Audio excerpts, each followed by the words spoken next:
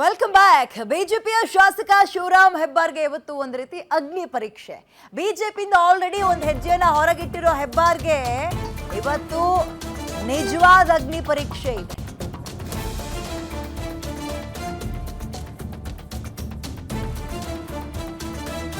ಹೆಬ್ಬಾರ್ಗೆ ಇವತ್ತು ಸ್ವಕ್ಷೇತ್ರ ಯಲ್ಲಾಪುರದಲ್ಲಿ ಸವಾಲು. ಏನಪ್ಪಾ ಅಂದ್ರೆ ಯಲ್ಲಾಪುರದಲ್ಲಿ ಇವತ್ತು ಬಿಜೆಪಿಯ ಜನಾಕ್ರೋಶ ನಡೆಯುತ್ತೆ, ಪ್ರತಿಭಟನೆ ನಡೆಯುತ್ತೆ, ರ್ಯಾಲಿ ನಡೆಯುತ್ತೆ.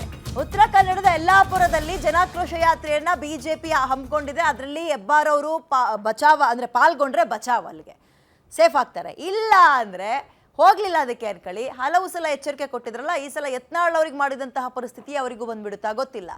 ಇವರು ಯಾರು, ಹೆಬ್ಬಾರ್ ಮತ್ತೆ ಸೋಮಶೇಖರ್ ಇಬ್ರು ಕೂಡ ಫ್ರೆಂಡ್ಸ್ಗಳು, ಟೀಮ್ಮೇಟ್ಸು.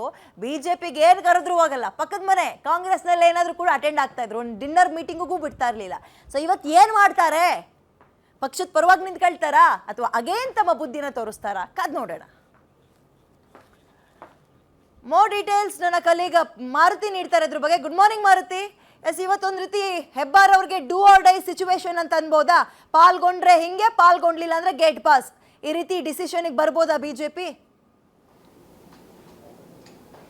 ವಿದ್ಯಾ, ಅದೇ ತಂತ್ರಗಾರಿಕೆಯನ್ನು ಮಾಡಿ ರಾಜ್ಯಾಧ್ಯಕ್ಷರಾಗಿರುವಂತಹ ವಿಜೇಂದ್ರ ಹಾಗೂ ಬಿಜೆಪಿಯ ನಾಯಕರುಗಳು ಯಲ್ಲಾಪುರದಲ್ಲಿ ಈ ಜನಾಕ್ರೋಶ ಯಾತ್ರೆಯ ಕಾರ್ಯಕ್ರಮವನ್ನು ಹಮ್ಮಿಕೊಂಡಿರುವಂಥದ್ದು. ಉತ್ತರ ಕನ್ನಡದಲ್ಲಿ ಹಲವು ಕ್ಷೇತ್ರಗಳು, ಭಾಳಷ್ಟು ಹೈವೋಲ್ಟೇಜ್ ಕ್ಷೇತ್ರಗಳಿದ್ದರೂ ಕೂಡ ಯಲ್ಲಾಪುರದಲ್ಲೇ ಆಯ್ಕೆ ಮಾಡ್ಕೊಂಡಿರೋದಕ್ಕೆ ಪ್ರಮುಖ ಕಾರಣ ಹೆಬ್ಬಾರ್ ನಮ್ಮ ಯಾತ್ರೆಯಲ್ಲಿ ಭಾಗವಹಿಸ್ತಾರಾ ಇಲ್ವಾ, ಅದನ್ನು ಟೆಸ್ಟ್ ಮಾಡುವ ಸಲುವಾಗಿಯೇ ಈ ರೀತಿಯಾದಂಥ ಒಂದು ತಂತ್ರಗಾರಿಕೆಯನ್ನು ಮಾಡಿದ್ದೀವಿ ಅನ್ನುವಂಥ ಒಂದು ಮಾಹಿತಿಯನ್ನು ಗ್ಯಾರಂಟಿ ನ್ಯೂಸ್ಗೆ ಬಿಜೆಪಿಯ ಉನ್ನತ ಮೂಲಗಳು ಕೊಟ್ಟಿರುವಂಥದ್ದು. ಹಿಂದೆ ಹಲವು ಬಾರಿ ಯಲ್ಲಾಪುರ ಶಾಸಕರು ಕೂಡ ಸೋಕಾಶ್ ನೋಟಿಸನ್ನು ಕೊಟ್ಟಿದ್ದರು.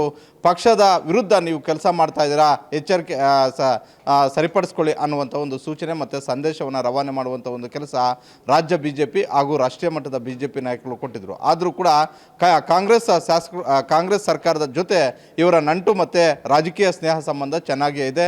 ಅದು ಮುಖ್ಯಮಂತ್ರಿ ಆದಿಯಾಗಿ ಉಪಮುಖ್ಯಮಂತ್ರಿ ಡಿ ಕೆ ಶಿವಕುಮಾರ್ ಆದಿಯಾಗಿ ಎಲ್ಲರ ಜೊತೆಯೂ ಕೂಡ ಹೆಬ್ಬಾರ್ ಆಗಿರ್ಬೋದು, ಅದೇ ರೀತಿ ಎಸ್ ಟಿ ಸೋಮಶೇಖರ್ ಆಗಿರ್ಬೋದು, ಇಬ್ಬರೂ ಕೂಡ ಬಿಜೆಪಿಯ ನಾಯಕರಿಗಿಂತಲೂ ಕಾಂಗ್ರೆಸ್ ನಾಯಕರ ಜೊತೆ ಚೆನ್ನಾಗಿದ್ದಾರೆ. ಜೊತೆಗೆ ನಮಗೂ ಮತ್ತು ಬಿಜೆಪಿಗೂ ಯಾವುದೇ ಸಂಬಂಧ ಇಲ್ಲ ಅನ್ನುವಂಥ ಒಂದು ರೀತಿಯಲ್ಲಿ ನಡವಳಿಕೆಗಳು ಮಾಡ್ಕೊಳ್ತಾ ಇದ್ದಾರೆ. ಹೀಗಾಗಿ ಇವತ್ತು ಮಾಡ್ತಾ ಇರುವಂತಹ ಬಿಜೆಪಿಯ ಜನಾಕ್ರೋಶ ಯಾತ್ರೆಯಲ್ಲಿ ಹೆಬ್ಬಾರ್ ಭಾಗವಹಿಸ್ತಾರಾ ಇಲ್ವಾ? ಒಂದು ವೇಳೆ ಭಾಗವಹಿಸಿದ್ದೆ ಆದರೆ ರಾಜ್ಯ ಬಿಜೆಪಿ ಅವರ ವಿರುದ್ಧ ಯಾವುದೇ ಕ್ರಮವನ್ನು ಕೈಗೊಳ್ಳೋದಿಲ್ಲ.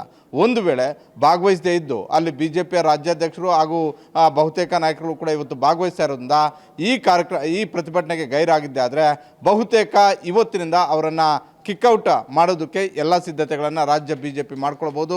ರಾಜ್ಯ ಬಿಜೆಪಿಯಿಂದ ರಾಷ್ಟ್ರೀಯ ಬಿಜೆಪಿ ನಾಯಕರಿಗೆ ಆ ಸಂದೇಶವನ್ನು ರವಾನೆ ಮಾಡಿ ಶಿಸ್ತು ಸಮಿತಿಯಿಂದ ಗಂಭೀರವಾದಂತಹ ಒಂದು ಕ್ರಮವನ್ನು ಕೈಗೊಳ್ಳುವಂತಹ ಸಾಧ್ಯತೆ ಇದೆ.